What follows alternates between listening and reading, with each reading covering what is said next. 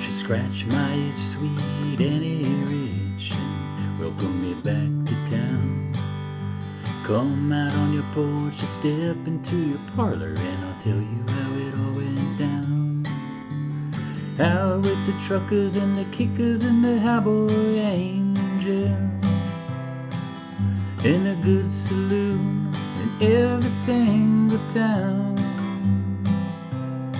Oh, and I remember something you once told me, and I'll be damned if it did not come true. 20,000 rows I went down, down, down. They all led me straight back home to you.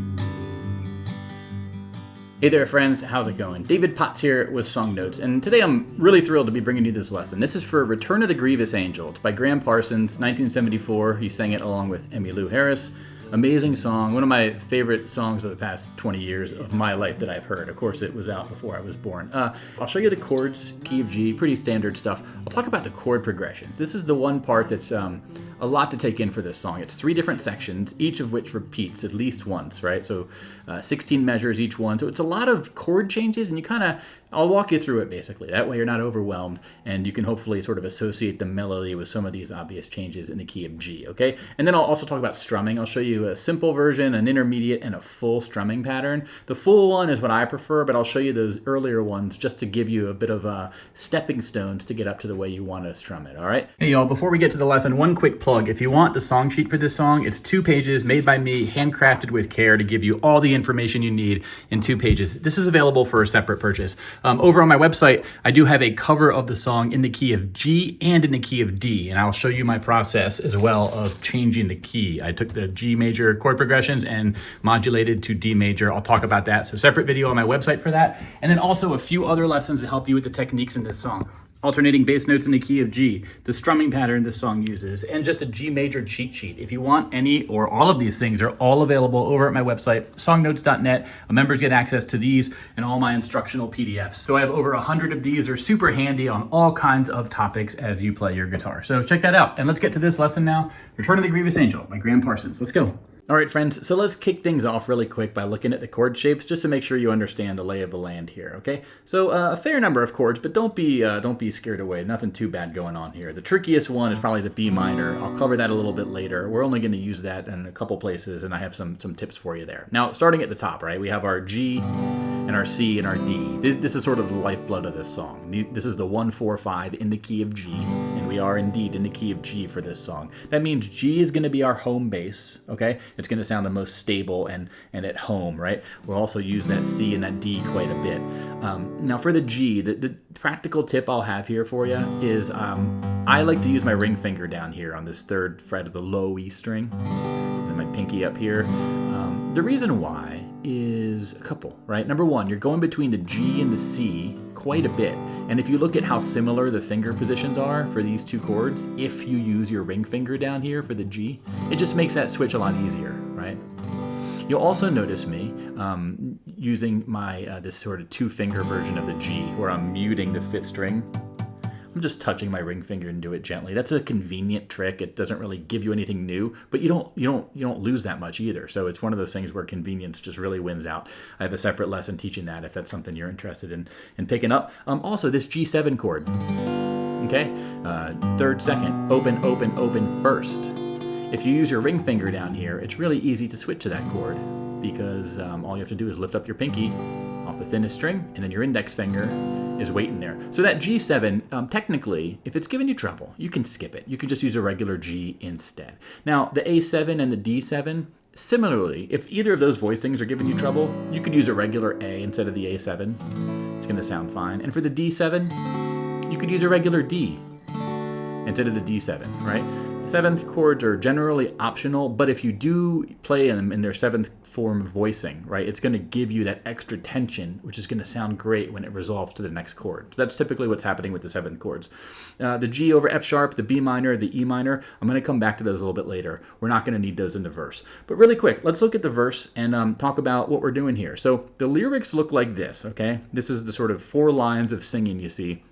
The chords are written above the words. The problem with this, though, is it doesn't tell you exactly how long you're going to be on each chord. So what I've done is on page 2, I've written up this chord progression, right? This tells you exactly how long you're on each chord. The way to read this is very straightforward, right? It's like reading words on a page. You read the top line from left to right, then the second line from left to right, the third line, and then the fourth line. Now, when I say left to right, those bars, those brackets denote a measure, right? So for example, that top line is going to be one measure of G, and a measure is 4 counts in this case, by the way, right? So G, 2, 3, 4. And that second measure, it's going to be, you'll see there's 2 chords there, right? So what do? We just split it in half. The first 2 counts are on C, and the second 2 counts are on G. So if I played through the whole first line, right, it's 4 measures total, 4 beats per measure, it would sound like this, right? So G, 2, 3, 4 to C, 2 to G, 2 to G, 2 to D, 2 to G, 2, 3, 4. That maps with the first line of the lyrics, right? Won't you scratch my itch, sweet Annie Rich, and welcome me back to town. All I did is just strum one time on the chord changes there. I'll talk about strumming patterns a little bit later, right? Now the second line, let me see with the words for a second, right? Come out on your porch or step into your parlor and I'll show you how it all went down, okay? That one's similar. It's that second measure where we're going to be on C for 2 counts and then back to G for 2 counts, okay? And then lines 3 and 4 are the same, right? Out with the truckers and the kickers and the cowboy angels. And do the same thing for the fourth line. A good saloon in every single town. Okay? And then we get into the chorus of things, right? Now the chorus, it's all going to be the same chords. The only thing new here is going to be this sequence where we go from a G to a G over F sharp to an E minor. Okay, now about this. I've seen some other chords and stuff written up on the internet about this song, and they write this up as G, B minor, and E minor. I'm going to say I don't recommend playing that. It's a lot more difficult, number one. And watching Emmylou play this and watching just a bunch of tribute bands play the song, they're using this super common trope of just walking down from a G to an E minor. That is an incredibly common walk down, and that's the most important part, is the bass note, sort of descending bass notes on the low E string. So quick interruption where I can cite my references. That's what my English teachers taught me to do. Here's Emmylou and Rodney Cowell playing it. Here's the funny part. She does the G over F sharp walk down. He does a B minor. I'll just play this. Watch.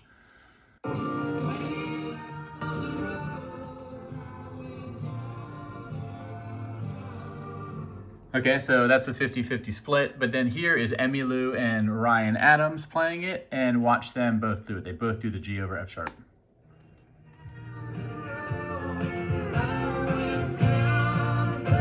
To see how efficient that is of a movement, I think that's really why it's worth doing. One more time.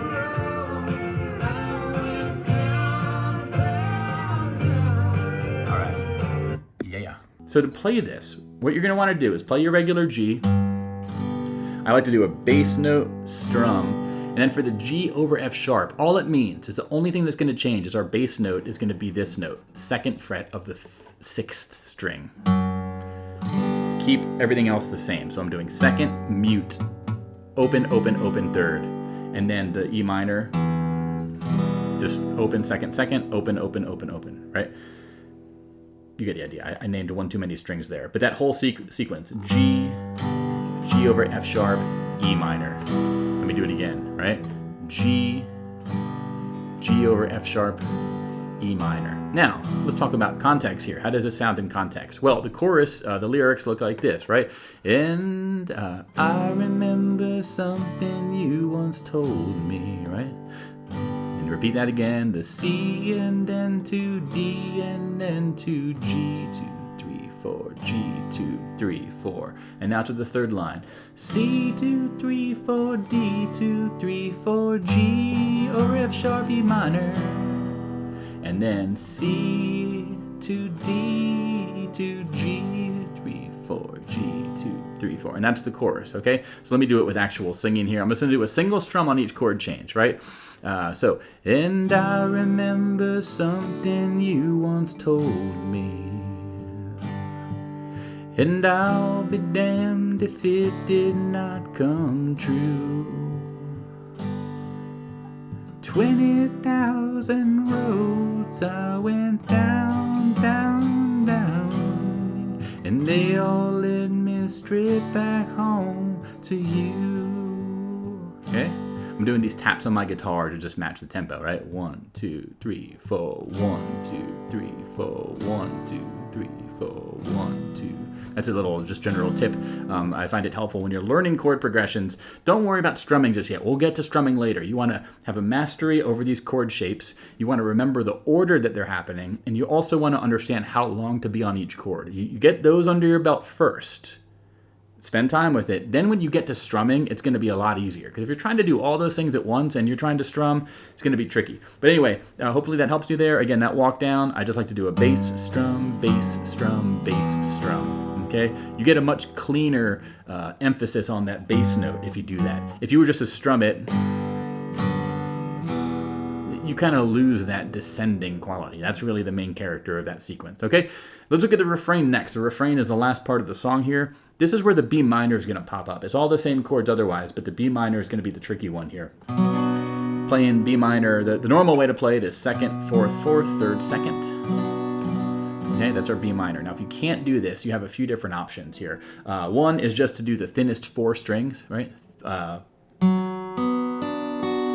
Fourth, fourth, third, second.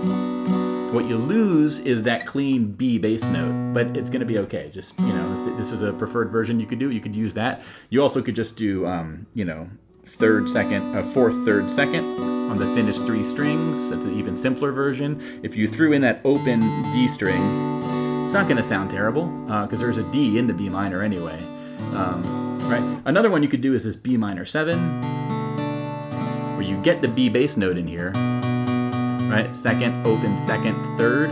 I have a separate lesson teaching you this as well as a few other B minor hacks. So again, check out the lessons over on songnotes.net in my beginner chord guide series.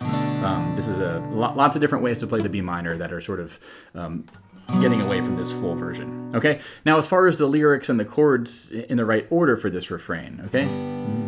'Cause I headed west to grow up with the country. That's the first line. So B minor, 2, 3, 4 to C and D and G, 2, 3, 4 G, 2, 3, 4 E minor, 2, 3, 4 to D, 2, 3, 4 to G, 2, 3, 4 G, 2, 3, 4 B minor, 2, 3, 4 B minor again, then to C and D and G. And C, 2, 3, 4, D, 2, 3, C, and D, and G. Okay, let me sing the lyrics there, right? 'Cause I headed west to grow up with the country. Across those prairies with those waves of grain. And I saw my devil.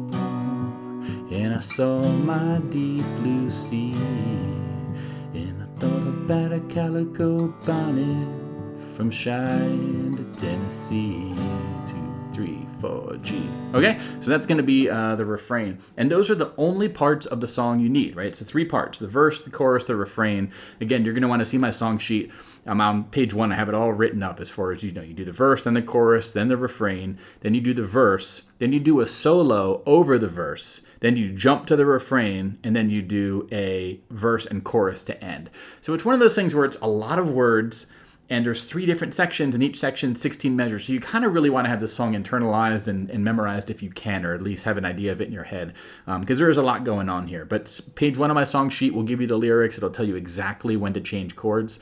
But page 2 is going to give you the chord shapes written up in fretboard diagrams, and it's also going to give you the chord progressions written up if you want to memorize those, right? Now, lastly, let's talk about strumming. A few different ways you could do this. My personal thought on this song. This song is, number 1, the lyrics matter. You kind of want the guitar to get out of the way. If you listen to Gram Parsons' recorded version, you can't hear the guitar super cleanly, right? So I think something that is very straight ahead, consistent, not too flashy. And this song kind of gives me a trucker road trip traveling vibe. There's like a lot of scenery. There's a lot of imagery. So again, you just want something that's cruising along, almost like a truck on the highway or a train, right? So the ideal strum for me is going to be a bass down, bass up, down, up, bass down, bass up, down, up, bass down, bass up, down, up. For example, if I sung, right? The news I could bring, I met up with the king and his head an amphetamine crown. talked about unbuckling that old Bible belt and light it out for some desert town. Out with the truckers and the kickers and the cowboy angels. Okay, you get the idea there. That's a sort of ideal. It's a boom cha boom ba cha da boom cha boom ba cha da boom cha boom ba cha da boom cha boom ba cha da. Now, to get there though, you could start with this simple version. That way I have it written up here is a bass down, bass down, bass down, bass down. 1, 2, 3, 4. 1, 2, 3, 4. So on the 2 and 4 counts, I'm doing just a full down strum, right? But on the 1 and the 3 count, I'm sort of favoring just the bass note, or maybe the thickest string or two of whatever chord I'm playing, right? So, won't you scratch my sweet and earish, and welcome back to town. Come onto your porch, step into your parlor, and I'll tell you how it all went down. Out with the truckers and the kickers and the cowboy angels. Another trick with this one, when you're starting simple like this, especially, keep it simple. You don't need to strum all the strings, right? If you can get that bass note good. I practice this one a lot without a pick, actually, right? Oh, won't you scratch my sweet and earish, welcome me back to town. All my strums there, my 2 and 4 count strums, are happening on those second, third, fourth string, right? Maybe you can get a little bit lower, a little bit higher sometimes, but just the sort of meat of the guitar there, that's where you don't need to, just strum every string super strongly all the time, in my opinion at least, right? So, and out, and out, and I remember something you once told me. 3, 4, 1, 2, 3, 4. Bass down, bass down, bass down, bass down. 1, 2, 3, 4. 1, 2, 4. 20,000 rows I went down, down, down. Right? And they all led me straight back home to you. Okay? That's your sort of simple strum. Now, if you want to escalate it a little bit further, what I like to recommend is on that last 8th note, sneaking it up strum, right? So it's bass, down, up, bass, down, bass, down, up, bass, down, bass, down, up, bass, down, bass, down, up. When I say an up strum, I'm only getting the thinnest couple strings there. You don't need to get all the strings all the time, right? That little brush is going to be all you need. And here's the deal. Your hand is already coming up. Right? Because even if you're doing all down strums, you can't do a down strum without going up to get ready for that down strum. So basically, bass down, just sort of grab those thinner strings with your pick, just brush it against there as you're getting back in position for the 1 count, and then that could be the intermediate strum. So if I sang that with the second verse, it would be, oh, we flew straight across that river bridge last night, 2:30. Bass down, up, bass down, up, bass down, bass down, up, bass down, bass down, up, bass down, bass down, up, bass down, bass down, up, bass down, bass down, up, bass down. Okay? And then from there, to get to the full strum, all you're doing is adding another up strum just after the 3 count. This is a bit trickier because you need to do a bass down, bass up, down, up. And you basically have to get that up strum just after your bass note pluck. So it's going to require a bit more just dexterity with your picking hand. This took me a long time to master when I first learned this technique. I remember I was learning Harvest by Neil Young. Justin Sandercoe's lesson. He kind of taught it.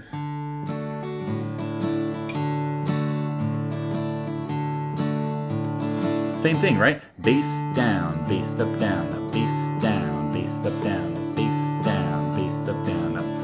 That 3 and count up strum took me a while to get, but that's the full version there, as I like to teach it at least. So anyway, that's my advice for strumming there. So you have the strumming, you have the chord progressions, you have the chord shapes, and then on page 1 of my song sheet, you have all the lyrics. Again, you want them nicely formatted, get my song sheet. Sure, you could go to Ultimate Guitar or just get the lyrics offline. They're not going to be formatted anywhere near as neat as my song sheets. I take a lot of pride in these. They're available for a separate purchase, but if you're a member on my website, which is songnotes.net, you get a discount code which gives you half off, 50% off I don't know where you get that off, that discount anywhere else for anything. So it's a big discount. And then you also get access to all my courses and all my other instructional PDFs and everything. It's easy to cancel.